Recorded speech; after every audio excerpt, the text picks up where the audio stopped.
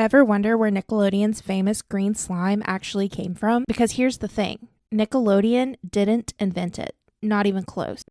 The real origin story starts in Canada and involves a bucket of actual cafeteria leftovers. Let's get into it.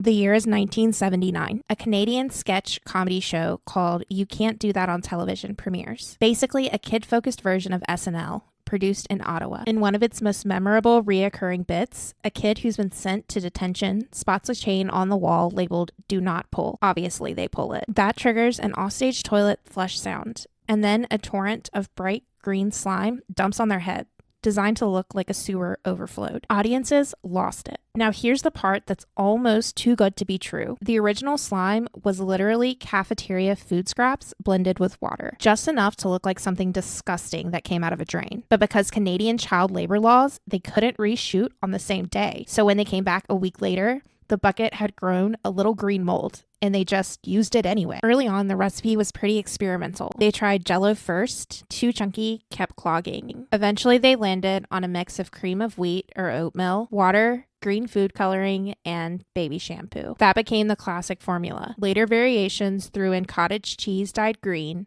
and over time, the colors expanded. Red, blue, yellow, black, and even white. Sometimes they'd swap out the slime entirely for mud, oatmeal, or orange paint, just to keep it fresh. You Can't Do That on Television ran for 9 seasons and built a cult following, including at Nickelodeon, which actually co-produced later seasons of the show and aired it in the US. That exposure put slime directly in front of Nickelodeon's producers. So when they were developing a new game show in 1986, the messy DNA of YCD TV was already baked in. Double Dare premiered in 1986. 2 teams, trivia questions, and when a team couldn't answer, they could dare the other team to do a physical challenge instead. Almost every challenge ended in some kind of mess, and slime was the star of the show. There was just one problem with bringing slime to a TV studio. Oatmeal hardens under hot studio lights, so the crew had to rethink the recipe entirely. They switched to a smoother blend of pudding or applesauce tinted green. Same look,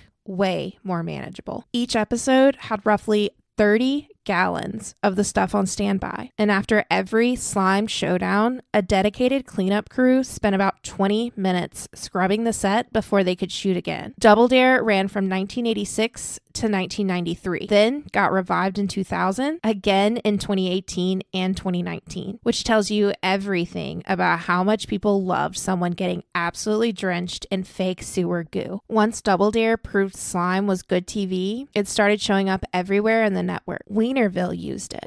Figure It Out made it a staple. Contestants got slimed every time a panelist guessed part of a secret talent. There's a genuinely great clip from Rugrats in Paris where slime makes a theatrical appearance. And then there's the long tail. SpongeBob SquarePants, The Loud House, and plenty more kept the tradition alive and well into the 2000s and 2010s. If there's one place slime became truly unpredictable, it's the Kids' Choice Awards.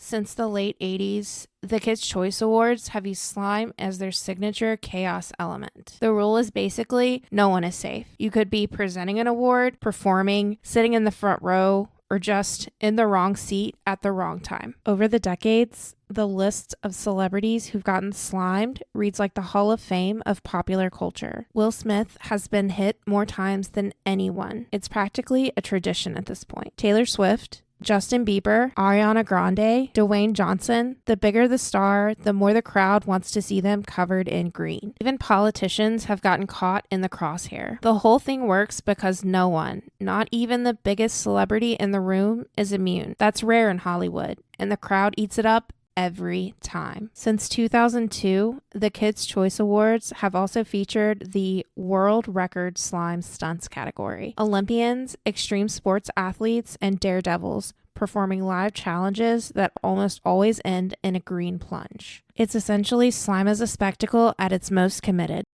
In 2012, Nickelodeon took slime off the screen entirely and turned it into a live event. SlimeFest started in Australia and eventually expanded to the US, a festival combining live performances from current pop culture artists with hands-on slime experiences. Attendees could make their own slime, jump into a full slime pool, and play interactive slime games. It's basically Coachella, but green and geared towards 10-year-olds. While all of this was happening on screen, Nickelodeon was quietly building a whole brand off screen too, and slime was part of that from the very beginning. The very first issue of Nickelodeon magazine, technically issue 0, a preview edition, launched in 1990 and was sold exclusively at Pizza Hut. The cover, Chevy Chase getting slimed. They didn't ease into the brand identity. Also in 1990, Nickelodeon Studios opened at Universal Studios Florida, and on October 27th of that year, they unveiled a 17-foot slime geyser on the lot. The geyser was christened by Russell Johnson, best known as the professor from Gilligan's Island, and from that day forward, it shot a burst of green slime every 10 minutes on the dot until the studio closed in 2005, like gooey Old Faithful. By the early 90s, slime wasn't just a TV thing anymore. It was a product. Fisher-Price released slime-colored shampoo. Mattel launched GAC, a water-based polymer slime that became their top-grossing toy of 1993. If you grew up in the 90s, you probably owned a container and definitely pressed it against the side until it made that sound.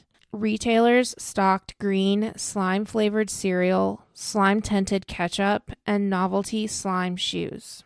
The fact that a network turned dump gross stuff on kids into a billion-dollar merchandise category is honestly one of the most impressive brand moves of the decade. And that's the full story. From a bucket of moldy cafeteria scraps in Ottawa to a global pop culture phenomenon that's still going strong at the Kids' Choice Awards in 2025. Drop a comment telling me which era of Nickelodeon slime is your favorite or what I missed.